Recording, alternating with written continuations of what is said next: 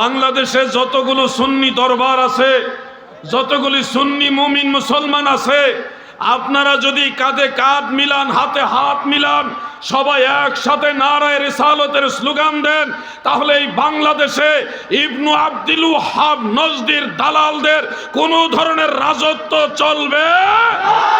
একামতের পূর্বে দাঁড়িয়ে যাওয়াটা বিদআত, এটা এই খারিজিদের কাছে হলো সুন্নত। আর কবর জিয়ারত, মাজার জিয়ারত, এটা অরিজিনালি সুন্নত, এটারে বানাইছে শিরক, বিদআত। তাহলে আল্লাহর হাবিবের জবান মুবারকের হাদিসের সাথে এই খারিজিদের মিল পাওয়া যায়।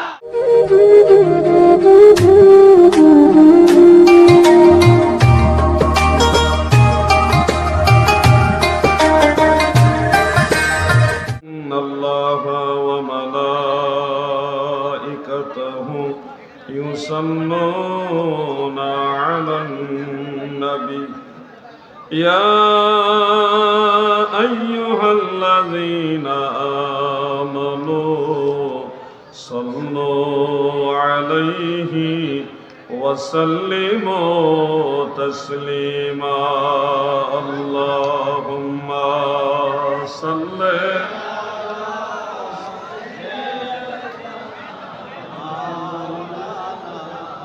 محمد وعلى آل سيدنا محبت পড়েন আল্লাহুম্মা সাল্লি আলা মাওলানা মুহাম্মদ ওয়া আলা আলি মাওলানা। তুমি আল্লাহর প্যারা হাবিব, তোমার সাথে তুলনা কার, তোমার মতো আরশ ভ্রমণ করে নাই কোন পয়গম্বর। আল্লাহুম্মা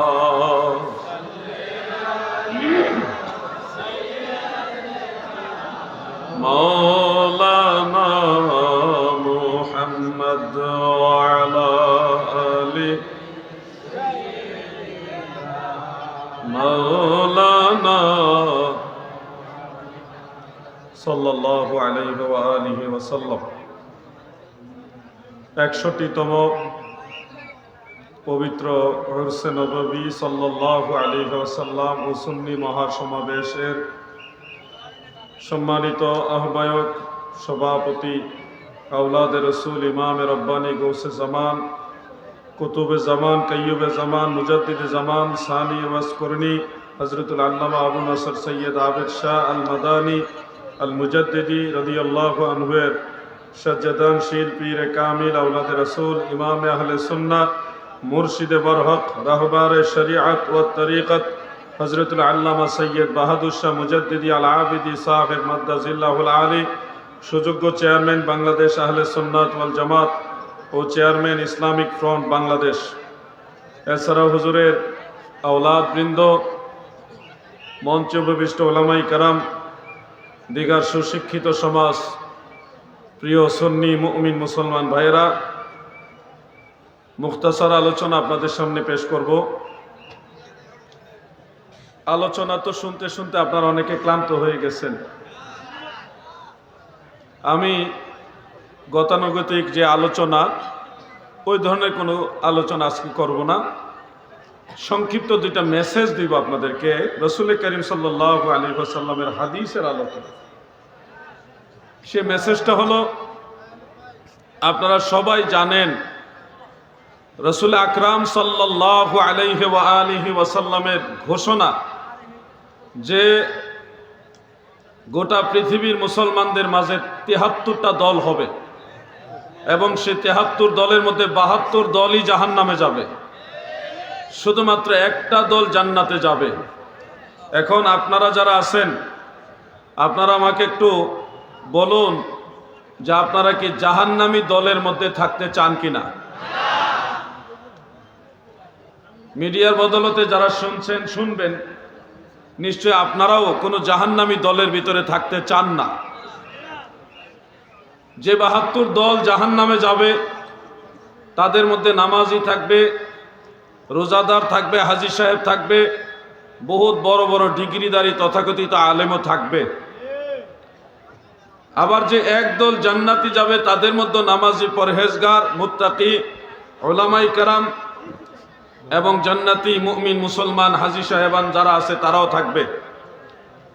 এর মাঝে আপনাকে সত্য মিথ্যা যাচাই করে বের করে নিতে হবে, কারণ এটা আপনার পরকালের ব্যাপার, জান্নাত জাহান্নামের ব্যাপার, ঈমানের ব্যাপার। এখানে আপনাকে একটু কষ্ট করে সত্য মিথ্যা যাচাই করে নিতে হবে। একটা হাদিস শরীফ পড়েছি, যুবক ভাইয়েরা আপনারা মনোযোগ দিয়ে হাদিস শরীফটা শুনুন। মুআজামুল আওসাত লিত-তাবারানির মধ্যে এই হাদিসখানা উল্লেখ রয়েছে। রাসূল আকরাম সাল্লাল্লাহু আলাইহি ওয়া আলিহি ওয়াসাল্লাম বলেছেন, সায়াকুনু ফি আখিরিজ জামানে আকওয়ামুন, আখিরি জামানায় অনেকগুলি কওম হবে, অনেকগুলি দল হবে। প্রিয় নবীজি বলেছেন তাদেরকে দেখতে মনে হবে মানুষের মতো, কিন্তু তাদের কালবগুলো হবে শয়তানের মতো। আল্লাহর হাবিব বলেন তারা এমন হবে যে মুখে মানুষকে সুন্দর সুন্দর কথা শোনাবে, কিন্তু কাজে কর্মে কাফের মুশরিকদের চেয়েও জঘন্য হবে। তাদের মুখের ভাষা শুনলে আপনারা মনে করবেন তারা মানুষ নাকি ফেরেশতা, কল্পনা আপনারা টেনশনে পড়ে যাবেন, এত সুন্দর কথা বলবে। লিসানুহুম লিসানুল আরব, কোন হাদিস আছে লিসানুহুম লিসানুল আম্বিয়া, তাদের জবানের ভাষা হবে নবীদের ভাষার মতো সুন্দর। ওয়া কুলুবুহুম কুলুবুশ শায়াতিন, কোন হাদিস আছে কুলুবুল আযিম, অর্থাৎ তাদের কালব হবে শয়তানের কালবের মতো। তাদের বাহ্যিক লেবাস হবে অনেক চমৎকার সুন্দর, কিন্তু তাদের কালবের হাল অবস্থা হবে খুবই ভয়ানক। মনে রাখবেন দাদু, খুব সিরিয়াসলি মনে রাখবেন, মুআজামুল আওসাত লিত-তাবারানির মধ্যে উল্লেখ, এই ধরনের মানুষগুলো তারা অন্য মুসলমানদেরকে যারা হকের উপরে থাকবে তাদের ব্যাপারে তাদের ধারণা হবে যে তারা মুশরিক। ইমাম বুখারী রহমাতুল্লাহ আলাইহি তার আদাবুল মুফরাদের মধ্যে, তারিখুল কবিরের মধ্যে, সহিহ ইবনে হাব্বানের মধ্যে, অন্যান্য কিতাবের মধ্যে হাদিসটা উল্লেখ। ওয়া রামাহু বিশশিরকে খারাজা আলা জারিহি বিসাইফে ওয়া রামাহু বিশশিরক, তারা তাদের প্রতিবেশী মুমিন মুসলমানদের সাথে তরবারির ন্যায় আচরণ করবে, খুব কঠিন আচরণ করবে। মুসলমান যারা থাকবে তাদেরকে আঘাত করবে, মারবে, তরবারির নিয়ে আচরণ করবে।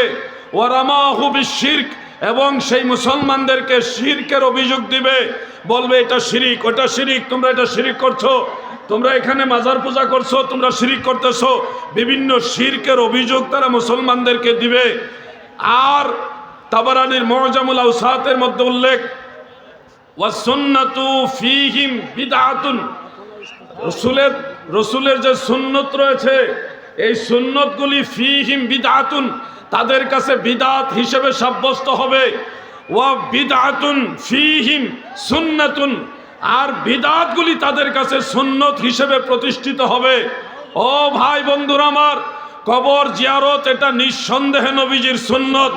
এই সুন্নত আমরা করি, এই সুন্নতের উপর আমল করি, আর আমাদেরকে অভিযোগ দেয় আমরা শিরিক করি, মাজার পূজা করি, বলে কি না? অপরদিকে একামতের আগে দাঁড়িয়ে যাওয়া হলো বিদআত, আর এই বিদআতের সবচেয়ে বেশি প্রচলন সেই লোকদের মাঝে পাওয়া যায়।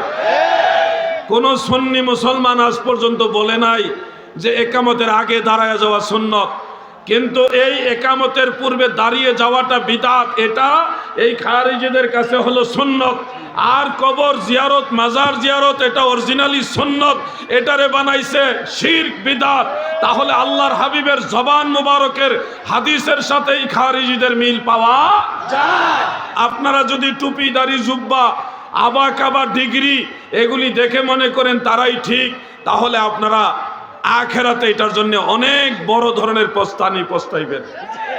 আমাদের দায়িত্ব শুধু আপনাদেরকে সচেতন করে দেওয়া, নামাজি জান্নাতি দলের মধ্যেও থাকবে, জাহান্নামী দলের মধ্যেও থাকবে। কোন সুন্নি মাহফিলে যদি মাইকের তার কেটে দেয়, এটা আমি মনে করি খুবই সাধারণ বিষয়। কারণ শুধু তারা মাইকের তার কেটে অভ্যস্ত না, এরা ইমাম হুসাইনের গলায় ছুরি চালায় অভ্যস্ত।